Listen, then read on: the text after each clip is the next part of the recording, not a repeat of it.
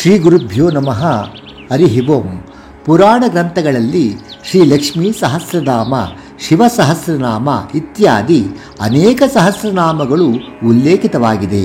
ಶ್ರೀ ವಿಷ್ಣು ಸಹಸ್ರನಾಮದ ಪ್ರತಿಯೊಂದು ನಾಮಕ್ಕೆ 100 ಅರ್ಥಗಳಿರುವಂತೆ ಬೇರೆ ಯಾವ ಸಹಸ್ರನಾಮಗಳಿಗೂ ಇಲ್ಲವಾದ್ದರಿಂದ ಶ್ರೀ ವಿಷ್ಣು ಸಹಸ್ರನಾಮವೇ ಅತಿ ಶ್ರೇಷ್ಠವಾದದ್ದು.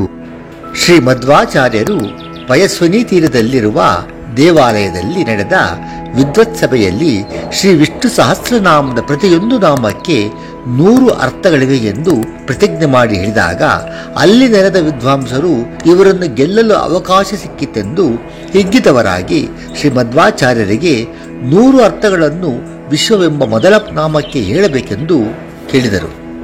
ಶ್ರೀ ಮಧ್ವಾಚಾರ್ಯರು ಆ ವಿದ್ವಾಂಸರಿಗೆ, ನಾನು ಹೇಳಿದ 100 ಅರ್ಥಗಳನ್ನು ನೀವು ಪುನಃ ಸರಿಯಾಗಿ ಅನುವಾದ ಮಾಡಿ ತೋರಿಸಬೇಕು ಎಂದಾಗ ಅವರು ಕೂಡಲೇ ಒಪ್ಪಿಕೊಂಡರು. ಮಧ್ವಾಚಾರ್ಯರು ವಿಶ್ವಪದದ ಅರ್ಥಗಳನ್ನು ಪ್ರಕೃತಿ ಪ್ರತ್ಯಯಗಳ ಸಂಗಮದಿಂದ ವಿವರಿಸುತ್ತಾ ಹೋದಂತೆ ಆ ವಿದ್ವಾಂಸರಿಗೆ 50ಕ್ಕಿಂತ ಹೆಚ್ಚು ಅರ್ಥಗಳನ್ನು ಗ್ರಹಿಸಲು ಸಾಧ್ಯವಾಗದೆ ಕ್ಷಮಿಸಬೇಕೆಂದು ಮಹಾಸ್ವಾಮಿ ಮಹಾಗುರುಗಳೇ ಎಂದು ಪ್ರಾರ್ಥಿಸಿ ಅವರಿಗೆ ನಮಸ್ಕಾರ ಮಾಡಿದರು.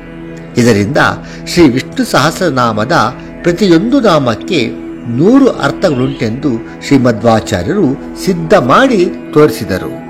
ಶ್ರೀ ವಿಷ್ಣು ಸಹಸ್ರನಾಮದಲ್ಲಿ ಪ್ರತಿಪಾದ್ಯನಾದ ಭಗವಂತನ ಸ್ವರೂಪವನ್ನು ಹೀಗೆ ಬಣ್ಣಿಸಿದ್ದಾರೆ. ಶ್ರೀ ಗುರುಭ್ಯೋ ನಮಃ. ಹರಿ ಓಂ. ಅದ ಶ್ರೀ ವಿಷ್ಣು ಸಹಸ್ರನಾಮ ಸ್ತೋತ್ರಂ. ಶುಕ್ಲಾಂಬರಧರಂ ವಿಷ್ಣುಂ ಶಶಿವರ್ಣಂ ಚತುರ್ಭುಜಂ ಪ್ರಸನ್ನವದನಂ ಧ್ಯಾಯೇತ್ ಸರ್ವವಿಘ್ನೋಪಶಾಂತಯೇ. ನಾರಾಯಣಂ ನಮಸ್ಕೃತ್ಯಂ ನರಂ ಚೈವ ನರೋತ್ತಮಂ ದೇವೀಂ ಸರಸ್ವತೀ ವ್ಯಾಸಂ ತತೋ ಜಯಮುದೀರಯೇತ್. ವ್ಯಾಸಂ ವಸಿಷ್ಠನಪ್ತಾರಂ ಶಕ್ತೇಃ ಪೌತ್ರಮಕಲ್ಮಷಂ ಪರಾಶರಾತ್ಮಜಂ ವಂದೇ ಶಕತಾತಂ ತಪೋನಿಧಿಂ. ವ್ಯಾಸಾಯ ವಿಷ್ಣುರೂಪಾಯ ವ್ಯಾಸರೂಪಾಯ ವಿಷ್ಣುವೇ ನಮೋ ವೈ ಬ್ರಹ್ಮನಿಧಯೇ ವಾಸಿಷ್ಠಾಯ ನಮೋ ನಮಃ. ಅವಿಕಾರಾಯ ಶುದ್ಧಾಯ ನಿತ್ಯಾಯ ಪರಮಾತ್ಮನೇ ಸದೇಕರೂಪರೂಪಾಯ ವಿಷ್ಣುವೇ ಸರ್ವಜಿಷ್ಣವೇ. ಯಸ್ಯ ಸ್ಮರಣ ಮಾತ್ರೇಣ ಜನ್ಮ ಸಂಸಾರ ಬಂಧನಾತ್ ವಿಮುಚ್ಯತೆ. ನಮಸ್ತಸ್ಮೈ ವಿಷ್ಣುವೇ ಪ್ರಭವಿಷ್ಣವೇ. ನಮಃ ಸಮಸ್ತ ಭೂತಾನಾಂ ಆದಿಭೂತಾಯ ಭೂಭೃತೆ ಅನೇಕ ರೂಪರೂಪಾಯ ವಿಷ್ಣುವೇ ಪ್ರಭವಿಷ್ಣವೇ. ಶ್ರೀ ವೈಶಂಪಾಯನುವಾಚ. ಶ್ರುತ್ವಾ ಧರ್ಮಾನುಶೇಷೇಣ ಪಾವನಾಂಸಿ ಸರ್ವಶಃ ಯುಧಿಷ್ಠಿರಾಶಾಂತನಮೋ ಪುನರೇವಾಭ್ಯಭಾಷತ. ಶ್ರೀ ಯುಧಿಷ್ಠಿರುವಾಚ. ಕಿಮೇಕಂ ದೈವತಂ ಲೋಕೆ ಕಿಂ ವಾಪ್ಯೇಕಂ ಪರಾಯಣಂ ಸ್ತುವಂತಃ ಕಂ ಕಮರ್ಚಂತ ಪ್ರಾಪ್ನುರ್ವಿರುಮಾನವಾ ಶುಭಂ. ಕೋ ಧರ್ಮಃ ಸರ್ವಧರ್ಮಾಣ್ ಭವತ ಪರಮೋ ಮತಃ ಕಿಂ ಜಪನ್ ಮುಚ್ಯತೆ ಜಂತು ಜನ್ಮ ಸಂಸಾರ ಬಂಧನಾತ್. ಭೀಷ್ಮೋವಾಚ. ಜಗತ್ಪ್ರಭುಂ ದೇವದೇವಮನಂತಂ ಪುರುಷೋತ್ತಮಂ ಸ್ತುವನ್ನಾಮ ಸಹಸ್ರೇಣ ಪುರುಷಾ ಸತತೋದಿತಃ. ತಮೇವ ಚಾರ್ಚಯನ್ ನಿತ್ಯಂ ಭಕ್ತ್ಯಾ ಪುರುಷಮವ್ಯಯಂ ಧ್ಯಾಯನ್ ಸ್ತುವ ನಮಸ್ಯಂಚ ಯಜಮಾನಸ್ತಮೇವ ಚ. ಅನಾದಿನಿಧನಂ ವಿಷ್ಣುಂ ಸರ್ವಲೋಕಮಹೇಶ್ವರಂ ಲೋಕಾಧ್ಯಕ್ಷಂ ಸ್ತುವ ನಿತ್ಯಂ ಸರ್ವದುಃಖಾತಿಗೋ ಭವೇತ್. ಬ್ರಹ್ಮಣ್ಯಂ ಸರ್ವಧರ್ಮಜ್ಞಂ ಲೋಕಾನಾಂ ಕೀರ್ತಿವರ್ಧನಂ ಲೋಕನಾಥ ಮಹದ್ಭೂತಂ ಸರ್ವಭೂತ ಭವದ್ಭವಂ. ಏಷ ಮೇ ಸರ್ವಧರ್ಮಾಣಂ ಧರ್ಮೋತಿ ಗತಮೋ ಮತಃ ಯತ್ಪತ್ತ್ಯಾ ಪುನರೇಕಾಕ್ಷಂ ತವೈರರ್ಚೇ ನರಃ ಸದಾ. ಪರಮಂ ಯೋ ಮಹತ್ತೇಜ ಪರಮಂ ಯೋ ಮಹತ್ತಪಃ ಪರಮಂ ಯೋ ಮಹದ್ಬ್ರಹ್ಮ ಪರಮಂ ಯಪರಾಯಣಂ. ಪವಿತ್ರಾಣಂ ಪವಿತ್ರಂ ಯೋ ಮಂಗಲಾನಾಂ ಚ ಮಂಗಲಂ ದೈವತಂ ದೇವತಾನಾಂ ಚ ಭೂತಾನಾಂ ಯೋ ವೇಯಪಿತಾ. ಯತಃ ಸರ್ವಾಣಿ ಭೂತಾನಿ ಭವಂತ್ಯಾದಿಗಾಗಮೇ ಯಸ್ಮಿನ್ ಚ ಪ್ರಳಯಂ ಯಾಂತಿ ಪುನರೇವ ಯುಗಕ್ಷಯೇ. ತಸ್ಯ ಲೋಕ ಪ್ರಧಾನಸ್ಯ ಜಗನ್ನಾಥಸ್ಯ ಭೂಪತೆ ವಿಷ್ಣೋ ನಾಮ ಸಹಸ್ರಂ ಮೇ ಶೃಣು ಪಾಪ ಭಯಾಪಹಂ. ಯಾನಿ ನಾಮಾನಿ ಗೌಣಾನಿ ವಿಖ್ಯಾತಾನಿ ಮಹಾತ್ಮನಃ ಋಷಿಭಿಃ ಪರಿಗೀತಾನಿ ತಾನಿ ವಕ್ಷ್ಯಾಮಿ ಭೂತಯೇ. ಋಷಿರ್ನಾಮಂ ಸಹಸ್ರಸ್ಯ ವೇದವ್ಯಾಸೋ ಮಹಾಮನಿಃ ಛಂದೋನುಷ್ಠು ತಥಾ ದೇವೋ ಭಗವಂ ದೇವಕೀ ಸುತಃ. ಅಮೃತಾಂ ಶುದ್ಧಮೋ ಬೀಜಂ ಶಕ್ತಿರ್ದೇವಕೀ ನಂದನ. ನಿಸಾಮ ಹೃದಯಂ ತಸ್ಯ ಶಾಂತರ್ತ್ಯುನಿಜ್ಯತೆ. ವಿಷ್ಣುಂ ವಿಷ್ಣು ಮಹಾವಿಷ್ಣು ಪ್ರಭವಿಷ್ಣು ಮಹೇಶ್ವರಂ ಅನೇಕ ರೂಪ ದೈತ್ಯಾಂತ ನಮಾಮಿ ಪುರುಷೋತ್ತಮಂ. ಅಸ್ಯ ಶ್ರೀ ವಿಷ್ಣು ದಿವ್ಯ ಸಹಸ್ರನಾಮ ಸ್ತೋತ್ರ ಮಹಾಮಂತ್ರಸ್ಯ ಶ್ರೀ ವೇದವ್ಯಾಸೋ ಭಗವಾನ್ ಋಷಿಃ ಅನುಷ್ಠುಪ್ ಛಂದಃ. ಶ್ರೀ ಮಹಾವಿಷ್ಣು ಪರಮಾತ್ಮ ಶ್ರೀಮನ್ನಾರಾಯಣೋ ದೇವತಾ ಅಮೃತಾಂ ಶುದ್ಧೋ ಬಾನರ್ಜಿ ಬೀಜಂ. ದೇವಕೀ ನಂದನಾ ಶಕ್ತೇತಿ ಶಕ್ತಿಃ ಉದ್ಭವಕ್ಷೋಭಣೋ ಇತಿ ಪರಮೋ ಮಂತ್ರಃ. ಶಂಖವೃಂದಂದಕೀ ಚಕ್ರೀತಿ ಕೀಲಕಂ ಶಾಗದನ್ವ ಗದಾನರೇತ್ಯಸ್ತ್ರಂ. ರತಾಂಗಪಾಣಿರಕ್ಷೋಭ್ಯ ಇತಿ ನೇತ್ರೇ. ತ್ರಿಸಾಮ ಸಾಮಗ ಸಾಮೇತಿ ಕವಚಂ. ಆನಂದಂ ಪರಬ್ರಹ್ಮೇತಿ ಯೋನಿಃ. ऋतुः सुदर्शनकालेति दिग्बन्धः श्री विश्वरूप इति ध्यानम् श्री महाविष्णुभीतत्ते श्री सहस्रनाम पारायण जपे विनियोगः विश्वं विष्णुषट्कार इति अंगुष्ठाभ्यं नमः अमृतांशुद्भवो भागरिति रजनीभ्यां नमः ब्रह्मण्ड ब्रह्मकुद्ब्रह्मेति मध्यमाभ्यं नमः सुवर्णबिन्दुरक्षोभ्य इति अनामिकाभ्यं नमः निमिषो निमिषासग्वीति कनिष्ठिकाभ्यं नमः रथाङ्गपाणिरक्षोभ्य इति करतलकरपृष्ठाभ्यं नमः सुकृता सुमुखा सूक्ष्मेति ज्ञानाय हृदयाय नमः सहस्रमूर्धविश्वात्मेति ऐश्वर्याय शेषे स्वाहा सहस्रार्ची सप्तजीवेति शक्ते शिखाय वौषट् विसामा सामगस्सामीति बलाय कवचाय हुम् रथाङ्गपाणिरक्षोभ्येति तेजसे नेत्रत्रयाय वौषट् शार्ङ्गदण्ड गदाधर इति वीर्याय अस्त्राय पट् ऋतुः सुदर्शनकाल इति ऊर्ध्ववासरोऽपि दिग्बन्धः ध्यानम् क्षीरोदन्वत्प्रदेशेषु च मणिविरससैकतैर्मौक्तिकानः मालाक्लप्तसनस्ता स्फटिकमणिदिवैर्मौक्तिकैर्मण्डिताङ्गः शुभ्रैरभ्रैरदर्प्रैरुपरि विरचितैर्मुक्तपीयूषवर्षैरानन्दीनः पुर्यादिर्जगदा शङ्खपाणिर्मुकुन्दः भूः पादौ यस्य नाभिर्वेदसुरनिरश्चन्द्रसूरोश्च नेत्रे कर्णावाशाः शिरोधोर्मुखमपि दहनु यस्य वास्तेयाब्धिः अन्तस्तं यस्य विश्वं सुरनरकगो भोगि गन्धर्वदैत्यैः चित्रं रम्यते तं त्रिभुवनवपुषं विष्णुमीश नमामि शान्ताकारं भुजगशयनं पद्मनाभं सुरेशं विश्वाधारं गगनसदृशं मेघवर्णं शुभाङ्गं लक्ष्मीकान्तं कमलनयनं योगिरुद्यानगम्यं वन्दे विष्णुभवभयहरं सर्वलोकैकनाथं मेघश्यामं पीतकौशेयवासं श्रीवत्साङ्गं कौस्तुभोद्भासिताङ्गं पुण्योपेतपुनरेकायदाक्षं विष्णुवन्दे सर्वलोकैकनाथं सशङ्खचक्रं सकीटकुण्डलं सपीतवस्त्रं सरसीर्हक्षणं सहारवक्षस्थलकौस्तुभं श्रियं नमामि विष्णुं शिरसा चतुर्भुजम्। ओम श्री गुरुभ्यो नमः। हरिः ओम्। श्री विष्णु सहस्रनाम स्तोत्रम्। विश्वं विष्णुर्षट्कारो भूतभव्यभवत्प्रभुः भूतकृद्भूतभृद्भावो भूतात्मा भूतभावनः भूतात्मा परमात्मा च मुक्तारं परमागतिः अव्यया पुरुषः साक्षी क्षेत्रज्ञोऽक्षरेव च योगो योगविदां नेता प्रधान पुरुषेश्वर नारसिंहो श्रीमान् केशव पुरुषोत्तमः सर्वः सर्वः शिवः स्थाणुर्भूतातिर्निरव्ययः सम्भवो पावनो भर्ता प्रभः प्रभुरेश्वरः स्वयंभू शम्भुरादित्य पुष्कराक्षो महास्वनः अनादिर्नोदाता विधाता धातुरुत्तमम् अप्रमेय ऋषिकेश पद्मनाभ अमरप्रभुः विश्वकर्मा मनस्त्वष्टास्तविष्टास्तविरोध्रुवः अग्रायः शाश्वतो कृष्णो लोहिताक्षः प्रतर्दनः प्रभुदस्त्रिककुद्वामपवित्रमङ्गलं परम् ईशाना प्राणदः प्राणो ज्येष्ठा श्रेष्ठप्रजापतिः हिरण्यगर्भो भूगर्भो माधवो मधुसूदनम् ईश्वरो विक्रमे धन्वी मेधा विक्रमक्रमः उत्तमदुरादर्श कृतज्ञ कुतिरात्मवानो सुरेश शरणं शर्म विश्वरेता प्रजाभवः अह संवत्सरो व्यालः प्रत्यय सर्वदर्शनः अजः सर्वेश्वरा सिद्धा सिद्धि सर्वादरच्युता ऋषा कपिर्मेयात्मा सर्वयोगविनुस्तुता वसुरसुमना सत्यः समात्मा संयतः समः मोघा पुण्डरीकाक्षोर्षकर्मर्षाकृतिः रुद्रो बहुशिरा बभ्रिश्वयोनिशिष्यवाः अमृता शाश्वतस्ताणुवरारोः महातपाः सर्वगा सर्वेद्भानुरिश्वक्षेण जनार्दनः वेदो वेदविदविङ्गवेदाङ्गवेदवित्कविः लोकाध्यक्षासुराध्यक्षो धर्माध्यक्षः कृतः चतुरात्मचतुर्व्यूहः चतुर्दं च चतुर्भुजाः प्राज्यष्टुर्भोजनं भुक्ता सहिष्णुर्जगदाधिजः अनको विजयो जेता विश्वयोनिः पुनर्वसुः उपेन्द्रो वामन प्रांशुरमोघः शुचरोचितः तीन्द्रः संग्रहो सर्गोदितात्मनियमो यमः वेद्यो वैद्य सदा योगी वीरः माधवो मधुः अतीन्द्रियो महामाय महत्साहो महाबलः महाबुद्धिर्महावीर महाशक्तिर्महादितिः निर्देशवपुः श्रीमन्मय्यात्ममहादृदृक् महेश्वासो मयैर्भर्ता श्रीनिवास सतं गतिः निरुद्धसुरानन्दो गोविन्दो गोविदाम्पतिः मरीचिर्दमनोहंसः सुपर्णभुजगोत्तमः हिरण्यनाभसुतपाः पद्मनाभः प्रजापतिः अमृत्यु सर्वदिक्सिंह सन्दाता सन्धिमंस्तरः ज्योतिर्मषणः शास्त्रविशुदात्मसुरारिः गुरुर्गुरुतमो दाम सत्यसत्यपराक्रमः निमिषानिमिषास्रग्वी वाचस्पतिरुदारतिः अग्रणी ग्रामणीः श्रीमान्यायो नेता समीरणः सहस्रमूर्ध विश्वात्मा सहस्राक्ष सहस्रपातम् आवर्तनो निवृतात्मा संवृतः संप्रवर्तनः अह सम्वर्तको वैन्य अनिलोदरणीधरः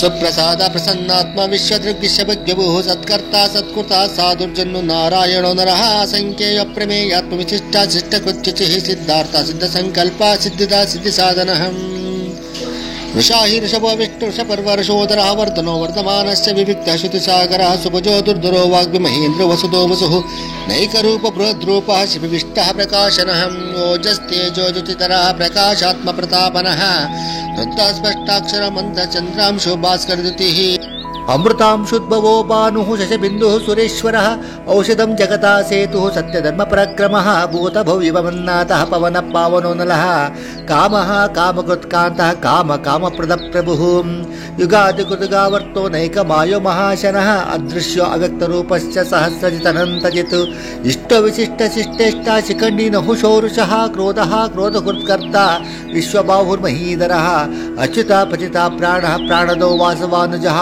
अपां निद्रष्टानमप्रमृत्तप्रतिष्ठितः स्कन्द स्कन्दधरो दुर्यो वरदो वायुवाहन वासुदेव बृहद्वानुराधदेव पुरन्दरः अशोकस्तारणस्तारः शूरः शौर्यजनेश्वरः अनुकूलशतावर्तः पद्मे पद्मनिवेक्षणः पद्मनाभरविन्दाक्ष पद्मगर्भशरीरभृत् महादेरुद्धरुद्धात्मा महाक्षगरुडध्वजः अतुलः शरभो भीमः समयज्ञो अवीरदिः सर्वलक्षणलक्षण्यलक्ष्मीमांसमितिञ्जयः विक्षरोहितो मार्गो हेतुर्दामोदरः सह महीधर महाभागो वेगवानमिताशनः उद्भवक्षोभणो देवः श्रीगर्भपरमेश्वरः करणं कारणं कर्ता विकर्तगहनो गुहः व्यवसाय व्यवस्थानः संस्थानः स्थानदोध्रुवः परदिर्परस्पष्टा तुष्टा पुष्टा शुभेक्षणः रामो विराम विरजो मार्गो नेय नयो नयः वीरः शक्तिमतां श्रेष्ठो धर्मो धर्मदुत्तमः वैकुण्ठः पुरुषः प्राणः प्राणद प्रणवपुतुः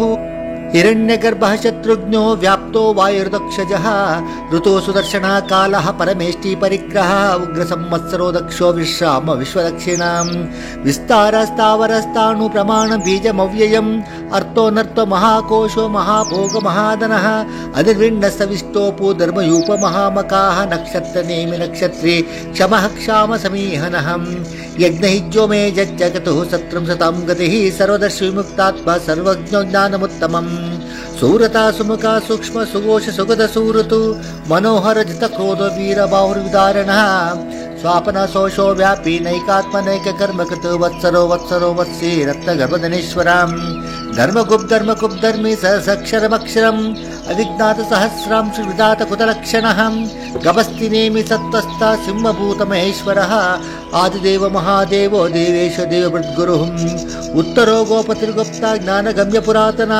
शरीरभूत भृद्भक्ता कपीन्द्र भूरिदक्षिणः सोमपो अमृतपा सोम पुरजित् पुरुषत्तमः विनियोजया सत्यसन्धो दाशार सततं पतिः जीव विनीता साक्षि मुकुंदो अमित विक्रमः अम्बो निधिरन्तात्म महोदति शयुन्तकः अजो महारः स्वाभव्यजिता मित्र प्रमोदनः आनंदो नंदनो नंदा सत्य धर्म त्रिविक्रमः महर्षिः कपिलाचार्यः कृतज्ञो मेदिनीपतिः त्रिपदस्त्रिदशादक्षो महाशृङ्गकृतान्तकत् महावराह गोविन्द सुषेण कनकाङ्गतिः गुष्यगभीरगहनो गुप्तचक्रगदाधरः वेदा स्वाङ्गजितः कृष्णदृढः सङ्कर्षणोचितः वरुणो वारुणो रक्ष पुष्करक्षो महामनाः भगवान् भगहानन्दी वनमाले अलायुधाः आदित्य ज्योतिरादित्य श्रेष्ठगति सत्तमः सुदन्वा खण्ड परशो दारुणो द्रविणप्रदः दिव्यस्पृक्सरुद्रभ्यासो वाचस्पतिरयोरिजः त्रिसामासामगत्साम निर्वाणं बेशिजं विशको संज्ञाचकुचमा शान्तो निष्ठा शान्तिः परायणं शुभाङ्गः शान्तिदा षष्ठा कुमुदा कुवलेशयः गोहितो गोपतिर्गोप्ता ऋषभाक्षोर्षप्रियः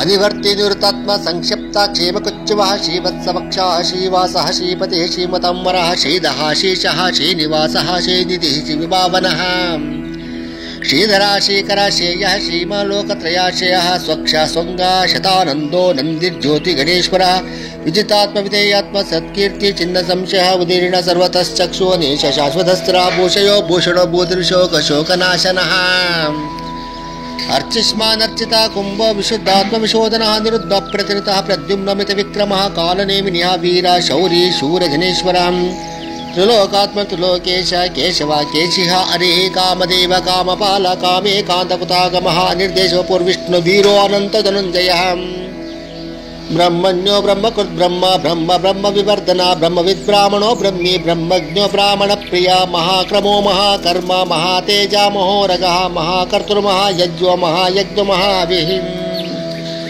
स्तव्यस्तव प्रिया स्तोत्रं स्तुतिस्तोत्रण प्रिया पूर्णपूरयिता पुण्य पुण्यकीर्तननामयः मनोजव तीर्थकरो वसुरेता वसुप्रदः वसुप्रदो वासुदेव वसुर्वसुमना हविः सद्गति सत्कृति सत्ता सद्भूति सत्परायणा शूरसेन श्रेष्ठा सन्निवास सुया मनः भूता वासो वासुदेव सर्वासुनिलयो नरः दर्पः दर्पदो दुप्तो दुर्दुरोतपराजितः विश्वमूर्तिर्महामूर्तिर्दीप्तमूर्तिर्मूर्तिमान् अनेकमूर्तिरव्यक्तशतमूर्तिशताननः एकोनेकसवः कः किं यत्तत्पदमुत्तमं लोकबन्धुर्लोकनाथो माधवो भक्तवत्सला सुवर्णवर्ण हेमाङ्गवराङ्गचन्दनाङ्गदी वीरः विषमः शिवनकुता शीलशश्चला अमाने मानदो मान्य लोकस्वामी त्रिलोकदृको सुमेधा मेधजोदन्य तत्तिमेधधराधरः ॐ तेजोरुषो अमानी मानजो मान्यो लोकस्वामी त्रिलोकदृक्सुमेधा मेधजोदन्य सत्यमेधधराधरः तेजोरुषोदितिधरः सर्वशस्त्रप्रतम्बरः प्रग्रहो निग्रहो व्यग्रो नैकशृङ्गगदग्रजः चतुर्मूर्ते चतुर्बाहु चतुर्व्यूह चतुर्गतिः चतुरात्म चतुर्भाव चतुर्वेदविदेकपातु समावर्त अनिरुद्धात्म दुर्जयो दुरतिक्रमः दुर्लभो दुर्गमो दुर्गो दुरावास दुरारिहम् शुभांगलोकसारंगसुतंतुस्तंतुवर्धन इंद्रकर्म महाकर्म कृतकर्म कृतागमः उद्भवः सुंदरा सुंदोरत्नाम सुलोचनः अर्को वाजसनः शृंगी जयंत सर्वविजयीं सुवर्णविदरक्षोभ्यः सर्ववागीश्वरेश्वरः महारथो महागर्तो महाभूतो महानिधिः कुमुदा कुंदरा कुंदः पर्जन्य पवनो अनिलः अमृतांशो अमृतांशो अमृतवपुः सर्वज्ञ सर्वतोमुखः सुलभः सूरतः सिद्धः शत्रुचित्रतापन न्यग्रोदमुदम्बरोश्वता चाणूरान्त्रनिशोधनः सहस्राचि सप्तजिह्वा सप्तेद सप्तवाहना मूर्ति अनगोचिन्त्य भयकृद्भयनाशनः अणुद्बृहत्कृशः स्थूलो गुणाप्रुनिर्गुणो महान् अधृता स्वधृता स्वास्य प्रागुंशवंशवर्धना पारभृत्कथितो योगी योगीश सर्वकामदः आशमश्रवणक्षाम सुपन्नो वायुवाहना धनुर्धरो धनुर्वेदो दण्डो दमयिता दमहापराजित सर्वसहो नियन्तनेमो यमहं सत्त्वं सात्विका सत्या सत्यधर्मपरायणः अभिप्राय प्रियारोरः प्रियकृत्प्रीतिवर्धनः विहाय सगतिर्ज्योति सुरचिरुतभुग्निभुः रविर्विरोचनः सूर्य सविता रविलोचनः अनन्तो उतभुक्भुक्ता सुखदो नैकजोग्गजः निर्विण्ण सदा मर्षि लोकधिष्ठानमद्भुतः सनातनतमः कपिला कपिरव्ययः स्वस्तिदा स्वस्ति स्वस्तिभुक् स्वस्ति दक्षिणः अरुद्रा कुण्डली चक्रे विक्रमोजित शासनः शब्दातिगः शब्दसः शिशिरा शर्वरीकरः अक्रूरापेशरो दक्षो दक्षिणक्षमणं वरः विद्वत्तमवीतभय पुण्यश्रवणकीर्तनः उत्तारणो दुष्कृतिः पुण्यो दुःस्वप्ननाशनः विरह रक्षणः सन्तो जीवन परिवसिता अनन्तरूप अनन्तर्षेर्जितमन्युर्भयापः चतुरस्रगभीरात्मविदिशो व्यादिशो दिशः अनादिर्भूर्भुवो लक्ष्मी सुवीररुचिरङ्गदः जननो जनजन्मादिर्भीमो भीमपराक्रमः आधारनिलयोदात पुष्प आसप्रजागरः ऊर्ध्वगः सत्पथाचारः प्राणदपणवपणः प्रमाणं प्राणनिलय प्राणदत् प्राणजीवनः तत्त्वं तत्त्वदेकात्मजन्म मृत्युचरातिकः भूर्भुवासस्तुरुस्तार सविता प्रपितामहः यज्ञो यज्ञपतिरेज्ञाङ्गो यज्ञवाहनः यज्ञपुर्यज्ञकृत्यग्नि यज्ञभुग्यज्ञसाधनः यज्ञान्तकृत्यज्ञ गुह्यमन्नमन्नाद एव च आत्मयूनसं जातो वैकानसामगायनः देवकी नन्दना षष्ठगीशा पापनाशनः शङ्खभृनन्दकी चक्री शाङ्गतन्वा गदाधरः रताङ्गपाणिरक्षभ्यः सर्वप्रहरणायुधः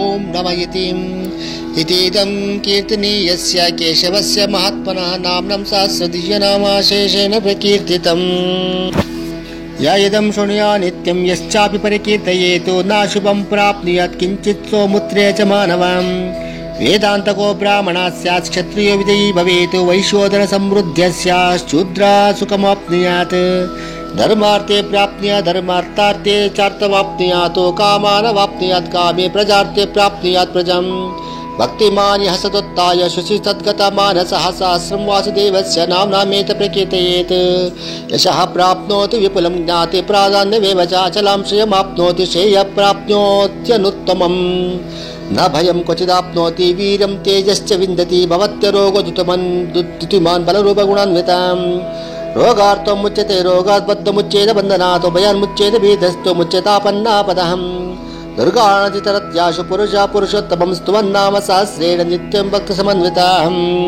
ವಾಸುದೇವಾಶ್ರಯೋ ಮರ್ತ್ಯೋ ವಾಸುದೇವ ಪರಾಯಣಃ ಸರ್ವಪಾಪ ವಿಶುದ್ಧಾತ್ಮ ಯಾತಿ ಬ್ರಹ್ಮ ಸನಾತನಂ ನ ವಾಸುದೇವ ಭಕ್ತಾನಂ ಅಶುಭಂ ವಿದ್ಯತೆ ಕ್ವಚಿತ್ ಜನ್ಮ ಮೃತ್ಯುಜರಾ ವ್ಯಾಧಿಭಯಂ ನೈಯೋಪಜಾಯತೆ ಇಮಂ ಸ್ತವಮದೀಯಾನ ಶ್ರದ್ಧಾ ಭಕ್ತಿ ಸಮನ್ವಿತಾ ಯುಜ್ಯೇತಾತ್ಮ ಸುಖಂ ಶಾಂತಿ ಶ್ರೀಧೃತಿ ಸ್ಮೃತಿ ಕೀರ್ತಿಭೀಂ ನ ಕ್ರೋಧೋ ನ ಚ ಮಾತ್ಸರ್ಯಂ ನ ಲೋಭೋ ನ ಶುಭಾಮತಿಃ ಭವಂತಿ ಕುತ ಪುಣ್ಯಾನ ಭಕ್ತಾನಾಂ ಪುರುಷೋತ್ತಮೇಂ द्योः सचन्द्रार्कनक्षत्राकं दिशोर्भूर्महोदधिः वासुदेवस्य वीरेण विदुतानिमात्मना ससुरासुरगन्धर्वं स यक्षोरगराक्षसं जगद्वशे वर्ततेदं कृष्णस्य सचराचरम् इन्द्रियाणि मनो बुद्धिः सत्त्वं तेजो बलं धृतिः वासुदेवात्मकान्याहं क्षेत्रं क्षेत्रज्ञः वच सर्वागमनामचारः प्रथमं परिकल्पते आचार प्रभवो धर्मो धर्मस्य प्रभुरच्युतं ऋषया पितरो देव महाभूतानि दातवा जंगमा जंगमं चेदं जगन्नारायणोद्भवं योगज्ञानं तथा सांख्य विद्या शिल्पादि कर्म च वेदा शास्त्राणि विज्ञानमेतं सर्वं जनार्दनातुम् एको विष्णुर्महद्भूतं पृथग्भूताननेकशान्त्रि लोकान् व्याप्य भूतात्म भुङ्क्ते विश्वभुग्यहम् इमं मन्त्रम् इमं स्तवं भगवतो विष्णुव्यासेन कीर्तितं पठ्येदिच्छेत् पुरुषः श्रेयः प्राप्तुं सुखानि च विश्वेश्वरमजं देवं जगता प्रभवाप्ययं भजन्ति ये पुष्कराक्षं न ते यान्ति पराभवम् इति श्रीमन्महाभारते शतसहस्रं संहितायां मनुशासनिके दानधर्मपर्वणि भीष्मयुधिष्ठिरसंवादे श्रीविष्णुसहस्रनामस्तोत्रं सम्पूर्णं श्रीकृष्णार्पणमस्तु। श्रीकृष्ण कृष्ण कृष्णं राघवेन्द्र तीर्थगुरुन्तर्गत भारती रमण मुख्य प्राणान्तर्गत लक्ष्मी वेंकटेश प्रियतां प्रीतो भवतु। श्रीकृष्णार्पणमस्तु। ससुरासुर गंधर्वं स यक्षोरग राक्षसं जगद्वशे ವರ್ತತೇದಂ ಕೃಷ್ಣಸ್ಯ ಸಚರಾಚರಂ. ದೇವತೆಗಳು, ಗಂಧರ್ವರು, ದೈತ್ಯರು, ಯಕ್ಷರು, ಉರಗರು, ರಾಕ್ಷಸರು ಇವರೆಲ್ಲರಿಂದ ಕೂಡಿದ ಚರಾಚರ ಪ್ರಪಂಚವು ಶ್ರೀಕೃಷ್ಣನ ಅಧೀನವಾಗಿರುತ್ತದೆ. ಏಕೋ ವಿಷ್ಣು ಮಹದ್ಭೂತಂ ಪೃಥಗ್ಭೂತಾನ್ಯನೇಕಶಃ ತ್ರೀನ್ ಲೋಕಾನ್ ವ್ಯಾಪ್ಯ ಭೂತಾತ್ಮ ಭುಂಕ್ತೆ ವಿಶ್ವಭುಗ್ವ್ಯಯ. ಅಂದರೆ ಆ ಭಗವಂತನೊಬ್ಬನೇ ವ್ಯಾಪ್ತನಾಗಿ ಎಲ್ಲ ಕಾಲದಲ್ಲಿ ಎಲ್ಲೆಡೆ ಇರುವುದರಿಂದ ಅವನು ಮಹದ್ಭೂತದೆನಿಸಿರುವನು. ಬೇರೆ ಬೇರೆ ಭೂತಗಳು ಅವನ ಭಿನ್ನಾಂಶಗಳಾಗಿ ಅನೇಕ ಸಂಖ್ಯೆಯಲ್ಲಿದ್ದರೂ ಕೂಡ ಸಕಲ ಭೂತಗಳ ಅಂತರ್ಯಾಮಿಯಾಗಿ ಸಂಹಾರ ಕಾಲದಲ್ಲಿ ಎಲ್ಲವನ್ನೂ ಭಕ್ಷಿಸುವ ಅವ್ಯಯನಾದ ವಿಷ್ಣುವು 3 ಲೋಕಗಳನ್ನು ವ್ಯಾಪಿಸಿದ್ದು ಸಾರಭಾಗವನ್ನು ಬೋಧಿಸುತ್ತಾನೆ. ವಿಶ್ವೇಶ್ವರಮಜಂ ದೇವಂ ಜಗತ ಪ್ರಭವಾಪ್ಯಯಂ ಭಜಂತಿಯೇ ಪುಷ್ಕರಾಕ್ಷಂ ನತೆ ಯಾಂತಿ ಪರಾಭವಂ. ಅರ್ಜುನ ಉವಾಚ ಪದ್ಮಪತ್ರ ವಿಶಾಲಾಕ್ಷ ಪದ್ಮನಾಭ ಸುರೋತ್ತಮ ಭಕ್ತನಾಮಾನುರಕ್ತಾನಂ ತ್ರಾತಾ ಭವ ಜನಾರ್ದನಂ. ಶ್ರೀ ಭಗವಾನುವಾಚ ಯೋಮಂ ನಾಮ ಸಹಸ್ರೇಣ ಸ್ತೋತುಮಿಂಚತಿ ಪಾಂಡವಃ ಸೋಮೇಕೇನ ಶ್ಲೋಕೇನ ಸುತ ಏವ ನ ಸಂಶಯಃ. ವ್ಯಾಸ ಉವಾಚ ವಾಸನಾದ್ ವಾಸುದೇವಸ್ಯ ವಾಸಿತಂ ತೇ ಜಗತ್ರಯಂ ಸರ್ವಭೂತ ನಿವಾಸೋಸಿ ವಾಸುದೇವ ನಮೋಸ್ತುತೆ. ಪಾರ್ವತಿ ಉವಾಚ ಕೇನೋಪಾಯೇನ ಲಘುನಾ ವಿಷ್ಣೋರ್ನಾಮ ಸಹಸ್ರಕಂ ಪಠ್ಯತೆ ಪಂಡಿತೆ ನಿತ್ಯಂ ಶ್ರೋತುಮಿಚ್ಛಾಹಮಂ ಪ್ರಭೋ. ಗಂಡನಾದ ಪರಮೇಶ್ವರನ ಕೇಳ್ತಾ ಇದ್ದಾಳೆ, ಯಾವ ಉಪಾಯದಿಂದ ಆ ಭಗವಂತನ ನಾಮವನ್ನು ಸುಲಭವಾಗಿ ಹೇಳ್ಬೋದು ಅಂತ ಹೇಳಿದಾಗ ಈಶ್ವರ ಹೇಳ್ತಾ ಇದ್ದಾನೆ, ಶ್ರೀರಾಮ ರಾಮೇತಿ ರಮೇ ರಾಮೆ ಮನೋರಮೇ ಸಹಸ್ರನಾಮ ತತ್ತುಲ್ಯಂ ರಾಮನಾಮ ವರಾನನೆ. 3 ಸಲ ರಾಮ ರಾಮ ರಾಮ ಅಂದ್ರೆ ವಿಷ್ಣುವಿನ 1000 ನಾಮಕ್ಕೆ ಸಮವಾಗಿರ್ತದೆ ದೇವಿ ಅಂತ ಹೇಳ್ತಾ ಇದ್ದಾರೆ. ಬ್ರಹ್ಮ ಉವಾಚ ನಮೋಸ್ತು ಅನಂತಾಯ ಸಹಸ್ರಮೂರ್ತಯೇ ಸಹಸ್ರಪಾದಾಕ್ಷಿ ಶಿರೋರುಬಾಹವೇ ಸಹಸ್ರನಾಮ್ನೆ ಪುರುಷಾಯ ಶಾಶ್ವತೆ ಸಹಸ್ರಕೋಟಿಯುಗಧಾರಿಣೇ ನಮಃ. ಸಂಜಯ ಉವಾಚ ಯತ್ರ ಯೋಗೇಶ್ವರ ಕೃಷ್ಣೋ ಯತ್ರ ಪಾರ್ಥೋ ಧನುರ್ಧರಃ ತತ್ರ ಶ್ರೀ ವಿಜಯೋ ಭೂತಿರ್ಧ್ರುವ ನೀತಿರ್ಮತಿರ್ಮಮ. ಶ್ರೀ ಭಗವಾನುವಾಚ ಅನನ್ಯಾ ಚಿಂತಯಂತೋ ಮಾಂ ಯೇ ಜನಾ ಪರ್ಯುಪಾಸತೆ ತೇಷಾಂ ನಿತ್ಯಾಭಿಯುಕ್ತಾನಾಂ ಯೋಗಕ್ಷೇಮಂ ವಹಾಮ್ಯಹಂ. ಪರಿತ್ರಾಣಾಯ ಸಾಧೂನಾಂ ವಿನಾಶಾಯ ಚ ದುಷ್ಕೃತಾಂ ಧರ್ಮ ಸಂಸ್ಥಾಪನಾರ್ಥಾಯ ಸಂಭವಾಮಿ ಯುಗೇ ಯುಗೇ. ಆರ್ತಾ ವಿಷಣ್ಣಾಃ ಶಿಥಿಲಾಶ್ಚ ಭೀತಾ ಘೋರೇಷು ವ್ಯಾಧಿಷು ವರ್ತಮಾನಾಃ ಸಂಕೀರ್ತ್ಯ ನಾರಾಯಣ ಶಬ್ದ ಮಾತ್ರ ವಿಮುಕ್ತ ದುಃಖ ಸುಖಿನೋ ಭವಂತಿ. ನಾರಾಯಣ ಎಂಬ ಶಬ್ದ ಮಾತ್ರ ಸಾಕು. ಓಂ ತತ್ಸದಿತಿ ಶ್ರೀಮನ್ಮಹಾಭಾರತೆ ಶತಸಹಸ್ರಿಕಾಯಂ ಸಂಹಿತಾಯಂ ವೈಯಾಸಿಕ್ಯಾಂ ಅನುಶಾಸನಿಕ ಪರ್ವಣಿ ಮೋಕ್ಷಧರ್ಮೇ ಶ್ರೀ ಭೀಷ್ಮ ಯುಧಿಷ್ಠಿರ ಸಂವಾದೆ ಶ್ರೀ ವಿಷ್ಣೋರ್ ದಿವ್ಯ ಸಹಸ್ರನಾಮ ಸ್ತೋತ್ರಂ ನಾಮ ಏಕೋನ ಪಂಚಾಶದಧಿಕ ಶತತಮೋಧ್ಯಾಯಃ. ಶ್ರೀಕೃಷ್ಣಾರ್ಪಣಮಸ್ತು. ಓಂ. ನಿಮ್ಮೆಲ್ಲರಿಗೂ ಒಳ್ಳೆಯದಾಗಲಿ.